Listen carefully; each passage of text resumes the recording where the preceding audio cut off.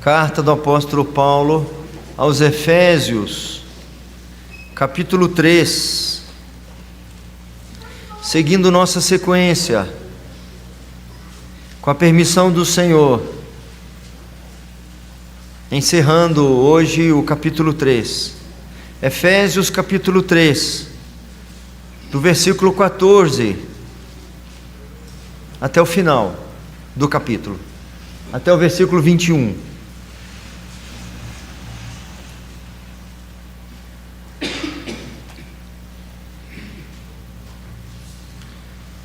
Efésios 3, a partir do versículo 14. Paulo ora novamente. Assim diz o texto sagrado, meus irmãos: por esta causa me ponho de joelhos diante do Pai, de quem toma o nome toda a família, tanto no céu como sobre a terra, para que, segundo a riqueza da sua glória, vos conceda que sejais fortalecidos com poder, mediante o seu Espírito no homem interior. E assim habite Cristo no vosso coração, pela fé, estando vós arraigados e alicerçados em amor. O 18. A fim de poderes compreender com todos os santos qual é a largura e o comprimento e a altura e a profundidade, E conhecer o amor de Cristo, que excede todo o entendimento, para que sejais tomados de toda a plenitude de Deus. O 20. Ora, aquele que é poderoso para fazer infinitamente mais do que tudo o que pedimos ou pensamos, conforme o seu poder que opera em nós. O 21. A Ele seja a glória na Igreja e em Cristo Jesus, por todas as gerações, para todo o sempre. Amém. Oremos mais uma vez, amados irmãos. Grande é o Senhor e muito digno de ser louvado. O salmista proclama a tua grandeza e majestade. Nós tomamos emprestadas suas palavras para evidenciar também, Senhor, a tua soberania e a tua realeza. Tu és Rei, és Senhor, acima de todos, não há outro além de ti. Reconhecemos, ó Deus, que de ti procedem toda boa dádiva e todo dom perfeito. És o nosso Pai, nosso Senhor, és nosso resgatador, que em Cristo Jesus nos livrou da condenação eterna, que em Cristo Jesus se fez presente entre nós e que pelo teu Espírito habita dentro de nós. Louvamos-te, bendizemos e declaramos as tuas maravilhas. Nesta hora, Senhor de culto, nós te imploramos, ó Deus, que instrua-nos por amor ao teu nome, pelo sacrifício de Jesus na cruz do Calvário. Não nos olhe segundo, ó Deus, as nossas fraquezas e imperfeições, segundo os nossos pecados e a corrupção do nosso coração. Olhe-nos, ó Deus, como ovelhas pastoreadas por teu Filho, carentes e necessitadas de porções aumentadas do teu Espírito, carentes de recebermos a porção que vem das tuas mãos. Fala conosco, Senhor, é a nossa petição nesta hora, no nome santo, precioso de Jesus. Amém. O título no texto da nossa versão fala: Paulo ora novamente, e está correto,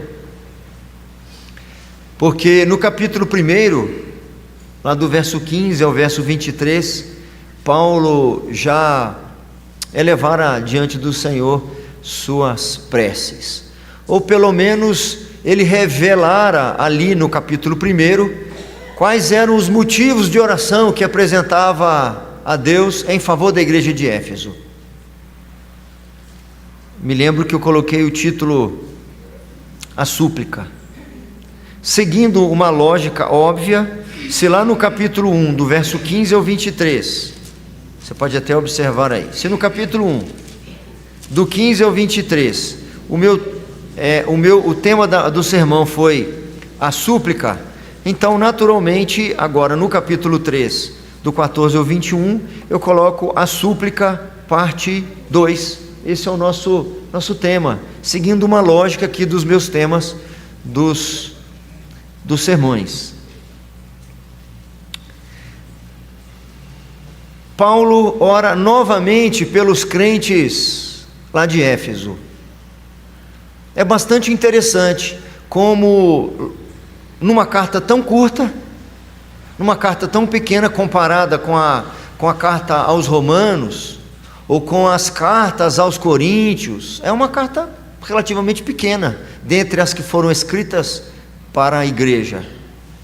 Ele ainda não chegou na metade da carta, praticamente.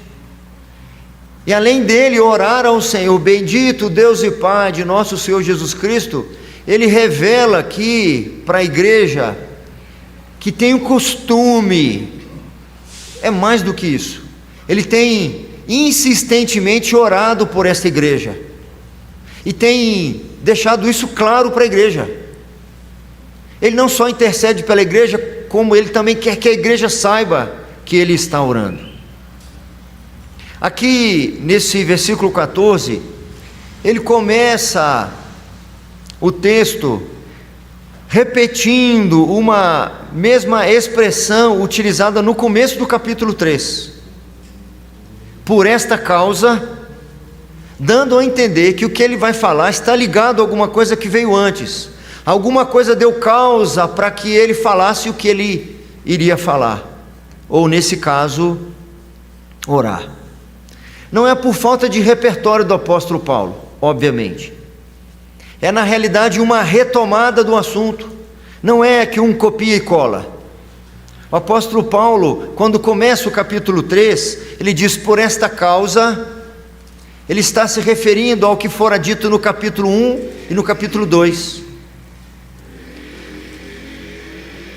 Quando chega aí no versículo 14, ele usa a mesma expressão, por esta causa, ou seja, pela mesma causa que o motivou a escrever o início do capítulo, o motiva agora a escrever esse final do capítulo.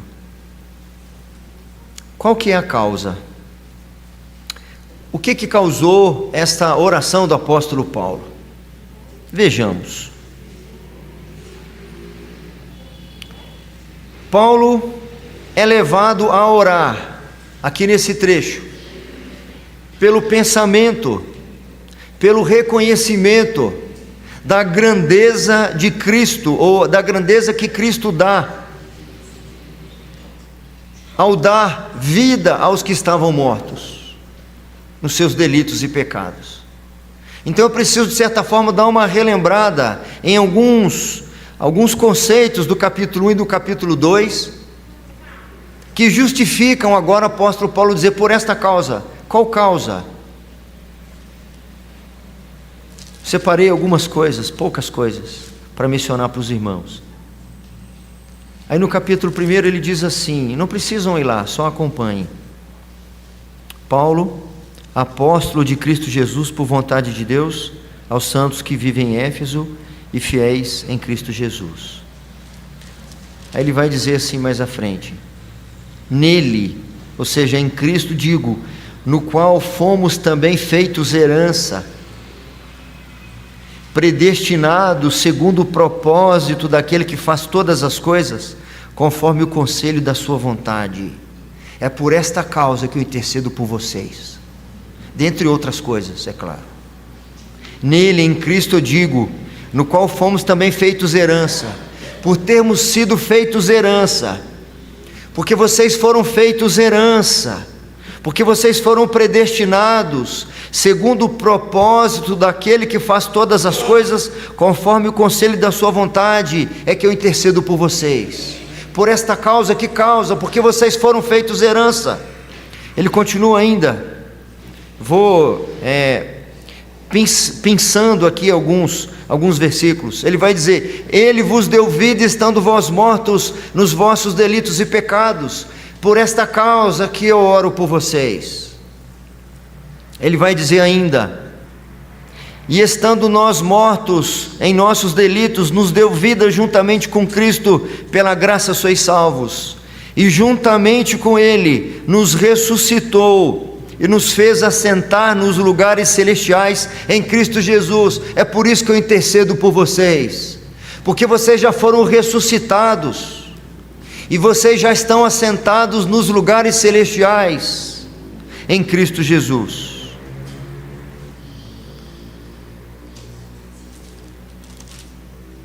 Por esta causa, porque vocês foram selados com o Espírito Santo da promessa, porque vocês foram separados do uso comum, da vivência comum, para uma vivência diferenciada, porque vocês foram transportados, transferidos, de inimigos feitos amigos, de estrangeiros feitos famílias. É por isso que eu intercedo por vocês. Para ficar mais claro, eu preciso agora descobrir o que ele pede aos crentes. Por que eu já descobri. Ele vai pedir 3 coisas. A primeira coisa que ele pede, eu vou mencioná-las, eu não sei se dá para deixar num slide só, mas depois eu vou expô-las. Já que vocês foram feitos herança, já que vocês espiritualmente já foram ressuscitados, já que vocês agora são família do Senhor, já que vocês não são mais estrangeiros e agora fazem parte do corpo de Cristo, já que vocês agora já não estão mais mortos, mas sim vivos, eu preciso suplicar ao Senhor algumas coisas para a vida de vocês, para o cotidiano da vida de vocês, para que vocês expressem essas benesses na vida de vocês, para que vocês vivam de modo digno do chamado e das bênçãos que receberam. Foram feitos herança do Senhor, vocês hoje são parte da família de Deus, então vivam como tal. É por isso que ele pede, em primeiro lugar, que eles sejam fortalecidos no poder.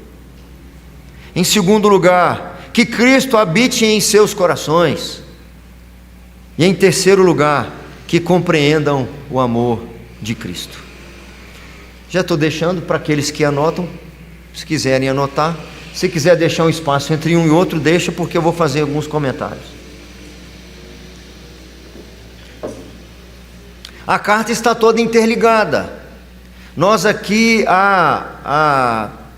compartimentamos, nós picamos um pedaço de cada vez. Mas nós já sabemos, eu já disse várias vezes, que uma boa ferramenta para interpretar uma carta, uma boa compreensão, é lê-la de uma vez só. Nós não lemos, quando recebemos carta de alguém, pequenos trechos, porque eles sozinhos não farão sentido. Não adianta ler uma parte final, ou uma parte da metade da carta. Alguns mais novos nem sabem o que eu estou dizendo, porque alguns mais novos não sabem o que é escrever uma carta. Outros, em contrapartida, já escreveram e já receberam cartas, que quando a gente recebia aqueles cadernos da escola, que eram grampeados, a gente arrancava as páginas do meio para não despencar o caderno, e a gente já arrancava aquela folha dupla. Era assim ou não era? Passou dos 40, né? A gente arrancava, então a gente já escrevia no mínimo 4 laudas, frente e verso, 4 páginas. Deve ter gente aqui que escreveu carta e pôs perfume, e manchava a letra depois, né? Mas não fazia sentido nenhum ler um parágrafo final da carta, sem ler o restante. Então, aqui, para que nós possamos compreender esse trecho, a gente precisa entender que ele está totalmente interligado com tudo, certo? E a deixa que o Espírito Santo deu para nós, são pistas como esta: por esta causa, por estas causas todas que eu já disse para vocês, vocês não são mais os mesmos, e ele vai repetir isso à frente, de forma muito mais clara e evidente. Vocês não devem viver mais como vivem os gentios, porque vocês não são mais gentios. E para que vocês não vivam mais como gentios, vocês precisam ser fortalecidos com o poder. Porque se vocês não forem fortalecidos com o poder, vocês não viverão como herdeiros do Senhor. Vocês não viverão como sendo parte e família do Senhor. Vocês não demonstrarão que o Espírito Santo de fato habita em vocês.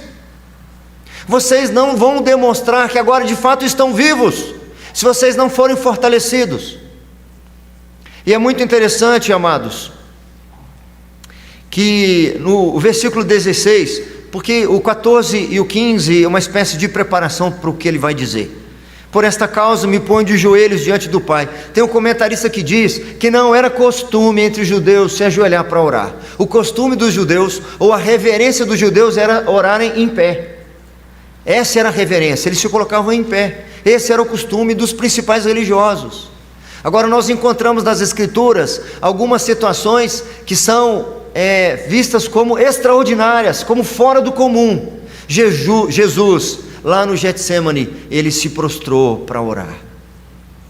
Nós encontramos algumas poucas situações, e Paulo aqui então faz alusão a esse tipo de postura e de conduta, de exceção, para demonstrar a importância da sua prece. É por esta causa, é por tudo que vocês receberam, é porque vocês foram tornados, é quem vocês são agora, que eu me ponho de joelhos para interceder por vocês. E aí, no verso 16, ele diz para nós qual que é a fonte, qual que é a base para essas petições. O apóstolo Paulo diz qual que é a origem para que essas petições sejam ouvidas. Paulo fala ali, explica qual que é a origem para que essas petições possam ser aplicadas na vida deles. Para que, segundo a riqueza da sua glória, é a riqueza da sua glória que vai conceder a vocês, entre outras coisas, ou em primeiro lugar, que sejais fortalecidos com poder, mediante o seu Espírito no homem interior. É a riqueza da sua glória, é na glória do Senhor, trocando em miúdos, ou explicando isso melhor para nós, está em glorificar ao Senhor, o recurso ou o meio para receber essas bênçãos. É a riqueza da glória do Senhor que está o meio pelo qual o apóstolo Paulo acredita que Deus vai responder ou pode responder às suas petições. Muitas vezes o ser humano, muitas vezes não, todas as vezes o ser humano tem resistência com a glória do Senhor. O ser humano resiste a glorificar ao Senhor porque ele quer insistentemente dividir a glória do Senhor consigo mesmo. Sua vontade não pode ser contrariada. Seus preceitos pessoais são os mais importantes. As minhas necessidades são mais importantes que as dos outros. É por isso que a culpa sempre é dos outros. Existem vários exemplos que eu poderia dar que demonstram de fato o nosso egocentrismo, o nosso egoísmo, a centralidade de mim mesmo. Se não for do meu jeito, eu já não gostei. Nós fazemos cara feia com facilidade, fazemos bico com facilidade, saímos pisando com pé duro com facilidade, porque somos mimadinhos e queremos fazer a nossa vontade. E o apóstolo Paulo diz: é segundo a riqueza da sua glória que ele poderá conceder para vocês, seguindo a sequência, em primeiro lugar, que sejais fortalecidos com poder. E vocês saibam que vocês precisam ser fortalecidos com poder. Humilhem-se ante a majestade do Senhor, abram mão dos seus preceitos e até mesmo da sua justiça própria e pessoal. Pare de reivindicar as suas necessidades, glorifique o Senhor para que você seja fortalecido com poder, porque você precisa, porque senão você não viverá como herdeiro do Senhor, você não viverá como alguém que está vivo e não mais morto.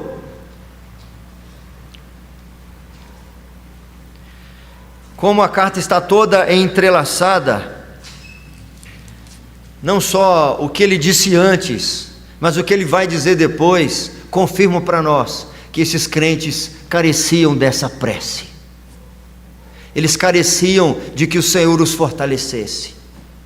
O apóstolo Paulo vai repetir no capítulo 6, se você quiser ir lá dar uma olhada, pode, não tem problema. No capítulo 6,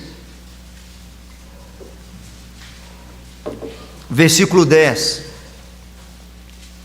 Vamos ler juntos, quem abriu? Quanto ao mais, sede fortalecidos no Senhor e na força do seu poder. a igreja precisa ser fortalecida.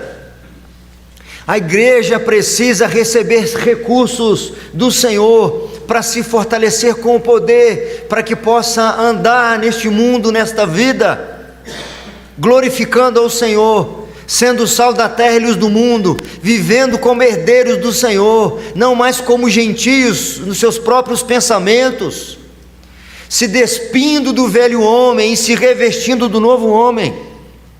E o apóstolo Paulo, continuando aqui, um texto que eu ainda, se o Senhor permitir, pregarei nas próximas semanas, esse que nós estamos aí do capítulo 6, ele continua no versículo 11 dizendo, além de se fortalecer no Senhor na força do seu poder, ele diz mais, e revesti-vos de toda a armadura de Deus, para poderdes ficar firmes contra as ciladas do diabo. E uma das ciladas do diabo é justamente mexer no nosso ego, na nossa vaidade, instigar-nos a pensar acerca de nós aquilo que nós não somos, a fazer com que nós caiamos numa cilada de achar que merecemos o que não merecemos, de reivindicar o que não devemos reivindicar.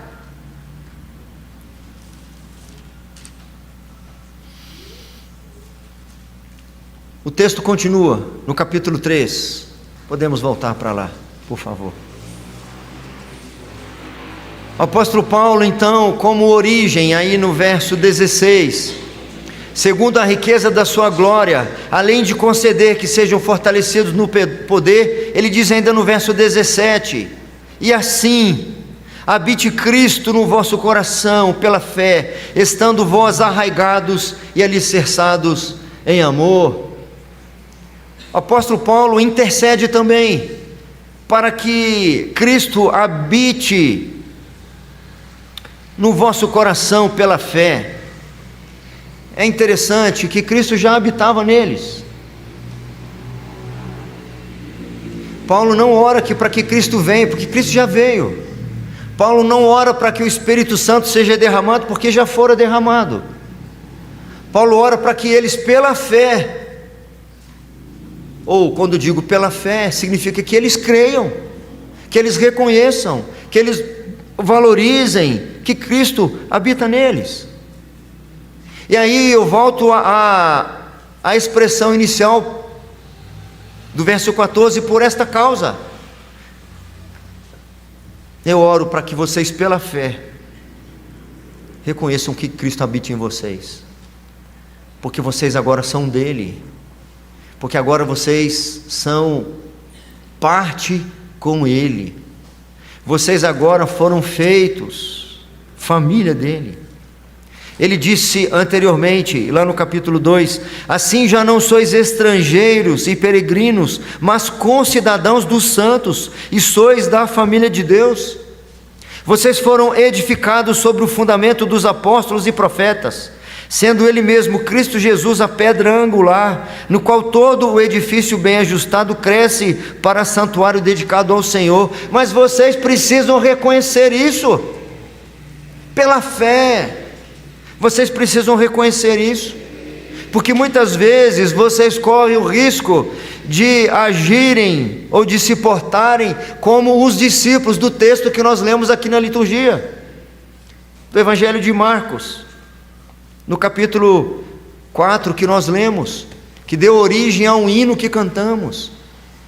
A falta de fé, ou nas palavras do apóstolo, nas palavras do jovem João Marcos, Jesus lhes diz: porque sois assim tímidos, como é que não tendes fé? A timidez deles, ou a ausência de fé, era em reconhecer que Cristo estava na nau, estava no barco com eles. não ia interferir se Cristo estaria ou não estaria. Cristo já estava, mas seria muito mais confortante, seguro, se eles tivessem esta convicção: Cristo está conosco, Cristo habita em nós. Mas reconhecer isso fará toda a diferença quando o mar se arvorar contra nós, quando a tempestade recair sobre a nossa vida e a nossa família, e a nossa vida e família, repetindo 2 vezes. E assim, habite Cristo no vosso coração pela fé, estando vós arraigados e alicerçados em amor. Mestre, o mar se revolta, e as ondas nos dão pavor. Não se te dá que morramos, podes assim dormir. Essas são as indagações costumeiras durante a nossa caminhada, irmãos. Quando nós encontramos ventos contrários que impedem o nosso veleiro de prosseguir, quando encontramos obstáculos, quando encontramos situações adversas, o que fará a diferença é crer que o Senhor habita no meu coração. Toda vez que eu digo isso, eu me lembro de textos bíblicos que eu os reitero tantas vezes, e que, se não for pela graça do Senhor insistindo comigo com essas passagens, eu as esqueço. A situação pode ser muito adversa, como era para o apóstolo Paulo, que estava preso. Mas esse mesmo apóstolo Paulo não se desespera. Ele sabe como o caminho é desafiador. Ele sabe como obedecer ao Senhor é desafiador. Ele sabe que o Senhor requererá deles constante fé e confiança, quando tudo parece contrário, quando não parece haver saída. Fará toda a diferença crer que o Senhor habita em seu coração. É também a riqueza da sua glória que promove isso. E, finalmente, o apóstolo Paulo vai dizer ainda um outro objetivo da sua oração, uma outra meta, um outro alvo da sua oração. Verso 19 e verso 20. Desculpa, o 18 e o 19. A fim de poderdes compreender com todos os santos qual é a largura e o comprimento, e a altura e a profundidade. E o 20, vamos juntos? O 19, vamos juntos? E conhecer o amor de Cristo, que excede todo o entendimento, para que sejais tomados de toda a plenitude de Deus. Eu disse isso no sermão, na súplica parte 1, lá no capítulo 1. O apóstolo Paulo poderia e teria respaldo bíblico para rogar ao Senhor provisão para esta igreja. Poderia fazer isso. Não há problema nenhum em orar, em pedir ao Senhor o pão de cada dia para esta igreja. Não haveria problema nenhum de interceder em favor dos enfermos. Não haveria problema nenhum. Mas o apóstolo Paulo vai naquilo que é mais essencial, o que de fato fará toda a diferença para que esta igreja viva conforme agora sendo família de Deus, herdeiros com Cristo, como verdadeiros cristãos, como gente que agora não é mais estranho nem estrangeiro, para que vivam agora como que tendo sido alicerçados em Cristo, não envergonhando Cristo, não envergonhando o Evangelho, não vivendo ainda como se fossem fosse gentio e perdido, mas como santos e irrepreensíveis diante do Senhor. Ele vai dizer aí no capítulo 4 e em tantos outros lugares, ele vai dizer, por exemplo, aí no capítulo 4, no verso 17: isto, portanto, digo, e no Senhor testifico, que não mais andeis como também andam os gentios, na vaidade dos seus próprios pensamentos. Sabe por quê? Porque vocês não são mais gentios, e é por esta causa, por vocês não serem mais gentios, que eu peço ao Senhor essas coisas, que dê vocês compreensão do amor de Cristo, que vocês possam compreender. E ele ainda vai insistir, ele diz no 18: a fim de poderdes compreender com todos os santos, com toda a igreja, qual que é a largura, e o comprimento, e a altura, e a profundidade, e a conhecer o amor de Cristo, que excede todo entendimento. É isso que eu tenho pedido por vocês, além de pedir por sabedoria que vem do alto, além de pedir conhecimento da palavra de Deus, de que Ele ilumine os olhos do seu coração, como lá no capítulo 1, eu peço essas coisas para vocês. Vocês precisam do pão de cada dia, mas vocês precisam minimamente compreender o amor de Cristo por vocês. Meus irmãos, a Bíblia diz que Deus se indigna todos os dias, e eu ouso dizer que boa parte da indignação do Senhor não é apenas por causa do pecado dos ímpios, não é só por causa da corrupção dos perversos que o indigna, pela crueldade, pela perversão notória nos ímpios. Eu penso que parte daquilo que traz indignação ao Senhor, eu acho isso, minha opinião, é pela ingratidão dos seus, é pela ausência de fé, pela ausência do reconhecimento do que Cristo fez por vocês, por mim, por nós. Quando nós começamos a questionar Deus, e não é incomum isso acontecer, não é incomum nós nos rebelarmos ou nos revoltarmos contra Deus, porque alguma coisa não está do jeito que eu quero, nós reivindicarmos do Senhor aquilo que, se fosse da vontade dEle, Ele teria me dado. A falta de sujeição da nossa parte, a falta de submissão mesmo à sua vontade, que é boa, que é agradável e que é perfeita. Que amor é esse, meus irmãos, com que nós fomos amados? Que amor é esse? O apóstolo Paulo, quando vai revelar a expressão desse amor, quando vai falar que esse amor foi o objeto da nossa predestinação, da nossa eleição antes da fundação do mundo, que esse amor foi o objeto de tantas bênçãos, ele começa assim dizendo: bendito o Deus e Pai de nosso Senhor Jesus Cristo, que nos tem abençoado com toda a sorte de bênção espiritual nas regiões celestiais em Cristo. E quando eu preguei nesse texto aqui, meus irmãos, eu mencionei aqui que o tempo todo, todos os versículos, ao menos uma vez, Cristo está sendo mencionado.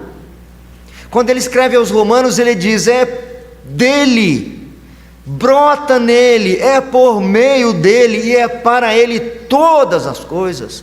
Cristo é o centro da nossa vida, não sou eu, não são as minhas vontades.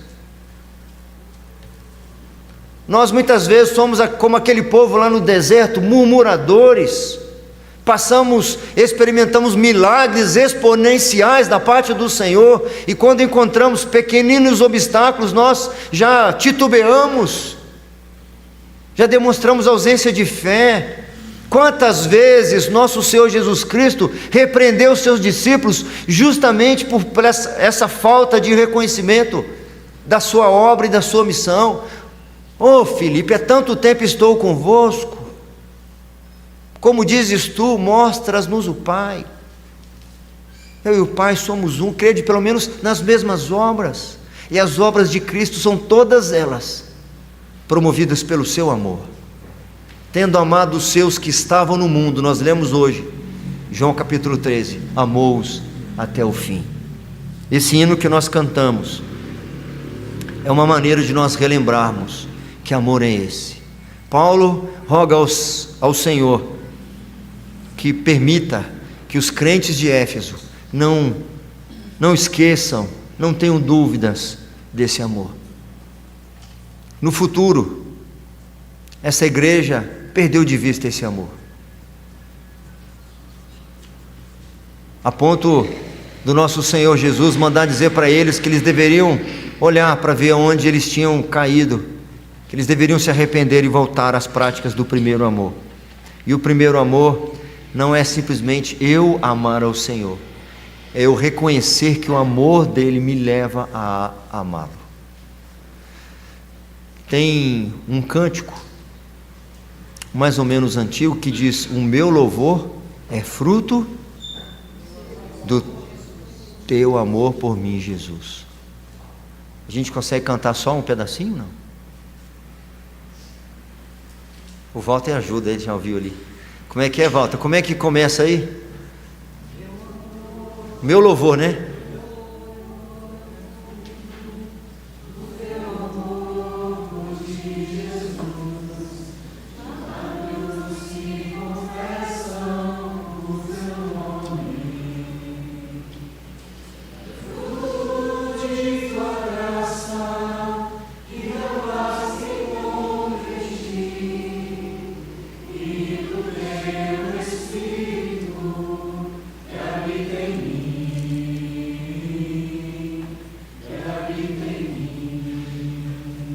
O apóstolo Paulo encerra aqui esse trecho como ele começou: que o Senhor, na riqueza da sua glória, vos conceda essas coisas. E é na riqueza da sua glória, para a sua glória que ele assim encerra. É interessante que é uma oração, ao mesmo tempo é orientação. Ele ao mesmo tempo que está falando para a igreja, no que ele ora em favor da igreja, ele também está orando ao mesmo tempo. E ele encerra: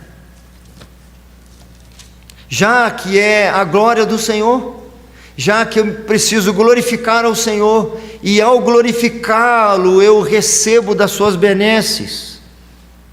Ele termina dizendo: ora, aquele que é poderoso para fazer infinitamente mais do que tudo quanto pedimos ou pensamos, conforme o seu poder que opera em nós. Eu pedi que vocês sejam fortalecidos com poder.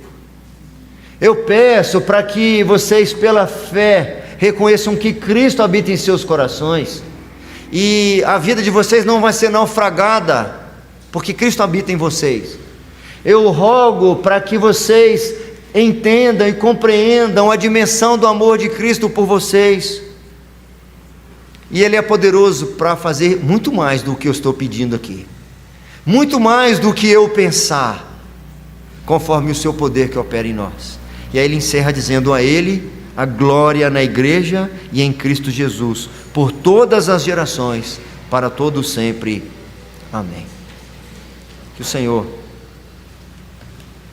tenha misericórdia de nós, que sejamos fortalecidos no Senhor e na força do seu poder.